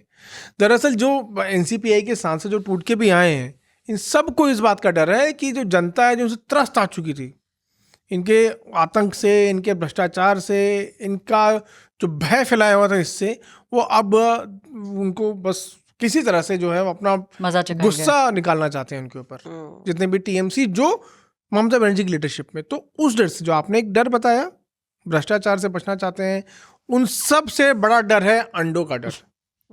तो उस अंडों के डर से बच के ये सांसद इधर आए और उधर से वो विधायक उधर। अंडा जितना फेंका जा रहा है मिड डे मील में डाल देते, अब तो जो उसमें अब तो भी डर देखिए, जाएगा, अब डर देखिए, जितना अंडा फेंक रहा है मिड डे मील में डाल दो भैया, लेकिन बच्चे का कौन- प्रोटीन बढ़ जाएगा। देखिए, ये अंडे वो अंडे जो अपने पैसों जो से खराब हो फेंकने गए। वालों ने सड़ गए सड़े गले। ये वो अंडे हैं जो अपने पैसों से फेंकने वालों ने गुस्सा निकालने के लिए खरीदे हैं, क्राउड और उसको- फंडिंग करके आप कर रहे सुन हैं। crowdfunding लीजिए, फेंका जा ये रहा है अंडे का फंडा द्वारा पीयूष। हाँ, लेकिन आप जो कह रही है ना ऋतव्रता वाला, ये तो मतलब ये बात तो अब रहने दीजिए। उसमें तो ऐसे ऐसे लोग हैं, साइनी घोष जैसे लोग हैं जो हवाई चप्पल और साड़ी पहन के घूम रहे थे कि भाई हम नेक्स्ट ममता बनर्जी हैं। तो सबके पास नई नई कहानियां, नए नए वर्जन होंगे। आप इतनी ही दुखी थे तो राज्यसभा अभी खत्म हुई थी आपकी, अभी विधानसभा इलेक्शन के पहले ऋतव्रता बनर्जी की राज्यसभा खत्म हुई है और तुरंत उनको वहां पे विधानसभा चुनाव लड़वाया गया है। तो एक पार्टी ने बिना कोई गैप, जनरली होता है कि गैप रखा जाता है, वो गैप तक नहीं रखा, आपको तुरंत से नया अलॉटमेंट दे दिया, नया जमीन का पट्टा दे दिया, आप वहां खेती करिए, फसल उगाइए। ठीक है, तो बहाने तो बहुत गिनवाए फसल जाएंगे, उग भी गई और जीत भी गए, चले भी गए। और एक और है, आप ये देख लीजिएगा, चाहे वो एनपीसीआई हो, क्या है भाई NCPI nationalist citizen party of India. NCP PPCC, ठीक है, और चाहे वो ऋतव्रता फैक्शन हो, ये आने वाले 2 से 3 सालों में इतने इसके जो हैं वो छोटे छोटे स्प्लिंटर ग्रुप्स बनेंगे कि पता भी नहीं चलेगा ये नेता कहाँ थे, कैसे रहते थे। सब ये वही होगा। जनता पार्टी का हाल याद है ना आपको, खत्म, सब वही होगा। फैक्शनिज्म इतने splinters बन इसमें मैं अग्री करती हूँ अमित से, पर ये मैं खुद ही कह देती हूँ, मैंने ऋतव्रता जी से ये पूछा था क्योंकि उनको मुझे इंट्रोड्यूस किया गया, हम लोग उनका टीटी करते थे कि आपने पहले क्यों नहीं किया। तो मैं पहले करता तो मुझे मार दिया जाता, मुझे जान से मार दिया जाता है, ये मैं नहीं कह रही हूँ, उन्होंने खुद बोला। तो बेसिकली वेट कर रहे थे कि अगर सत्ता पलट होती है, कुछ होता है, मौका मिलता है तो फिर कब करेंगे, करेंगे, Power shift डालिए। होती है। कहते हमको जान से मार दिया जाता है, I would have not been alive, I would have been murdered. अब हम हमारे सेकंड इस बड़े खुलासे और दुख भरे खुलासे के बाद, क्योंकि ये किसी के लिए भी ये कहना इजी नहीं होता होगा ना भाई, कि अगर आपको इतना डर है आपकी जान का किसी भी पार्टी से कि आप ये सोचें कि भाई उनका वर्जन है, मतलब सब उनका वर्जन है, जैसे अमित कह रहा है, सबका अपना अपना वर्जन अब ये तो सामने निकल नेता के का आ रहा है। वर्जन है, वहां के जो कार्यकर्ता जो लोग हैं उनका वर्जन क्या होता होगा। डर आप समझ लीजिए ना, ये तो डर ही है। आदमी डर में बोल रहा है, अगर मैं पहले बोलता तो मेरे को मार दिया गया होता। तो डर कितना है, आतंक कितना था। वो है। और ये रेबेल एमपी ग्रुप्स में किसी को कैबिनेट पद तो नहीं मिलेगा? नॉट एट ऑल, नहीं, जो मैंने सुना है मुझे नहीं उसमें लगता। बिल्कुल भी नहीं मिलेगा। और ये सिर्फ और सिर्फ आए हैं अंडे के डर से निकल के बाहर। हम सेकंड लास्ट सेगमेंट की तरफ चलते हैं, जिसमें सबके पास 1.5 मिनट होगा लगभग। आपको जो लगता है कि होने वाला है उस चीज़ के बारे में हम बातचीत करेंगे। क्या लग रहा है पंजाब को लेकर तुम? पंजाब को लेकर मैम मुझे लग रहा है कि कांग्रेस में बड़ी हलचल होगी सितंबर तक। बड़ी हलचल माने तो कोई ना कोई जाएगा और कोई ना कोई कहीं से आएगा, क्योंकि रीज़न ये है कि कांग्रेस समझ गई, कांग्रेस के लिए सर्वाइवल भी है कि उनको पता है हिमाचल में हमारे हालात पतले हैं, तो उनको पता है हमें कहीं ना कहीं उत्तराखंड पंजाब में जीतना है। और आम आदमी पार्टी भी इस समय थोड़ा रिलैक्स मोड पे चलेगी। उनको लगता है कि पंजाब कांग्रेस की खबरें ज़्यादा बड़ी सुर्खियां बन गई, क्योंकि काल तक में अभी आम आदमी पार्टी भी फंसी हुई है, उनको भी अमेंडमेंट उसमें करने हैं जो SGPC ने उनको बोला। तो कहीं ना कहीं पंजाब एक बड़ी हलचल रहेगी। और सबसे बढ़िया इस बार देखने को रहेगा, जैसे वेस्ट बंगाल चुनावों को लेके लोगों के कान खड़े, आँख एकदम थी चुनावों पर, वैसे इस बार पंजाब पर ज्यादा रहेगी। यूपी में सिचुएशन हमेशा देखा जाता बाइपोलर रहता है, सपा और बीजेपी और सपा ही लोगों को पता है, बट पंजाब में कोई कुछ नहीं जानता कि ऊंट किस करवट बैठेगा। कितनी बढ़िया हिंदी, ऊंट किस करवट बैठेगा, पंजाबी में बोल दो, ये ऊंट किस करवट बैठेगा। ऊंट केड़े पासे बैठूगा कोई नहीं जानता। बचा पाएगी आम आदमी पार्टी सत्ता अपनी पंजाब में? मेरे पास एक अलग कहानी मैं हालांकि बताता हूँ। शुरुआत में पीयूष ने बड़ी गोल गोल बातें की थी, अपने आरोप लगाया था पीयूष पे। जलेबी मैं बनाई। बगल में बैठ के पीयूष के समर्थन से एक नया अपडेट दे रहा हूँ। मुझे एनडीए से आज मैं कई सारे लोगों से फोन पे बात हो रही थी, मुझे 3 चीजें मुझे क्लियर की गई। एक कि एनडीए में जो कैबिनेट एक्सपेंशन होना है वो हो सकता है अब मॉनसून सेशन के बाद ही होगा, नंबर 1। नंबर 2, पहले भाजपा अपना ऑर्गेनाइजेशन ठीक कर लेगी, उसके बाद कैबिनेट एक्सपेंशन की बात आएगी। ये इंडिकेशन अलायंस पार्टनर्स को लग चुका है। और तीसरी बात उन्होंने बड़ी इंटरेस्टिंग कही कि ये जो एनडीए प्लस हुआ है, नए लोग जो आए हैं, अभी नई नई बहाली हुई है, उन लोगों के लिए स्पेस बनाना और उस स्पेस को बनाने के लिए संगठन में कुछ लोगों को फिट करना, ताकि कैबिनेट में और स्पॉट्स बर्थ खाली हों, ताकि यंग लोगों को फिट इन किया जाए। उसके बाद देखेंगे कि जेडीयू, टीडीपी जो पुराने मित्र हैं, इन लोगों के लिए क्या +1+1 किया जाए और क्या टीडीपी +1 लेने के लिए तैयार रहेगी, ये सवाल होगा। लेकिन ये 3 चीज़ें, पहले BJP expansion, cabinet post monsoon और नए पार्टनर्स के लिए नई जगह तलाशना। क्या लग रहा है पीयूष तुम्हें, बड़ा क्या तुम देख रहे हो? बड़ा मुझे वही लग रहा है, बांकीपुर में जो इलेक्शन होने वाला है वो बहुत इंटरेस्टिंग हो गया है, क्योंकि प्रशांत किशोर शायद वहाँ से चुनाव लड़े, और लेकिन बांकीपुर वो जगह है जहाँ पर नितिन नवीन पिछले कई सालों से वहाँ के विधायक रहे हैं और वहाँ पे प्रतिनिधित्व रहा है उनका। तो बीजेपी इज ऑल्सो मतलब पूरा एग्रेसिव तरीके से वहाँ पे बांकीपुर में चुनाव लड़ेगी। लेकिन अगर प्रशांत किशोर लड़ते हैं तो बड़ा इंटरेस्टिंग उसमें हो जाएगा, पूरा समीकरण बदल जाएगा। और प्रशांत किशोर चुनाव हारने के बाद भी बिहार में काफ़ी एक्टिव हैं, तो ये एक चैलेंज रहेगा बीजेपी के लिए। और लेकिन जो अमित बता रहे हैं, ऑर्गेनाइजेशन रीशफल जो बीजेपी का होना है, उसको ठीक नहीं करना है, उनको एक नई टीम लेके आनी है। तो वो नई टीम जो आएगी उसको लेकर मुझे लग रहा है कि अगले हफ्ते जब हम रिकॉर्डिंग कर रहे होंगे तब तक ये टीम अनाउंस हो चुकी होगी। क्या लग रहा है उसमें आपको, बड़ा क्या होने वाला है? क्योंकि पीयूष के बगैर मेरी बात कंप्लीट नहीं होती है, तो मैं ये कहना चाहती हूँ कि अब क्या हो, जब चिड़िया चुग गई खेत। प्रशांत किशोर को जब चुनाव लड़ना था, वो चुनाव तो हारे ही नहीं, क्योंकि लड़े ही नहीं, उनकी पार्टी हारी जो भी है। पूरा चुनाव उनने बिठा दिया, जब उनको चुनाव लड़ना था वो निकल लिए पतली गली से, मतलब लड़े नहीं, सॉरी टू से, बट प्रशांत किशोर चुनाव लड़े नहीं। मतलब आपको उस समय उठानी चाहिए थी तलवार, चुनावी तलवार, वो उन्होंने उठाई नहीं। तो मतलब मेरा ये टेक है कि अब आप लड़ लीजिए तो क्या ही हासिल कर लीजिएगा।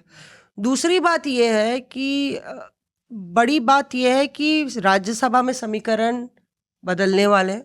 3 टीएमसी के नेताओं ने, सांसदों ने तो रिज़ाइन कर ही दिया है, 3 और पाइपलाइन में है, कुछ 11-12 हैं इनके पास।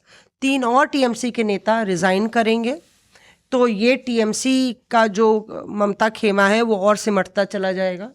आपको बता दें, एक तो ऐसी हैं जिन्होंने रिज़ाइन कर दिया है, वो उन्होंने कभी आई नहीं है हाउस में, काकोली उनका नाम है कोयल मलिक।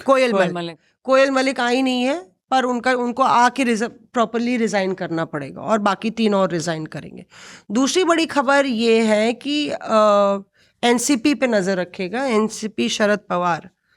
जब ये पूरा शिवसेना यूबीटी में फ्रैक्शनिज्म हुआ और उधर गए, तो ये लोग बड़े अनसेटल्ड हो गए, बाकी सांसद।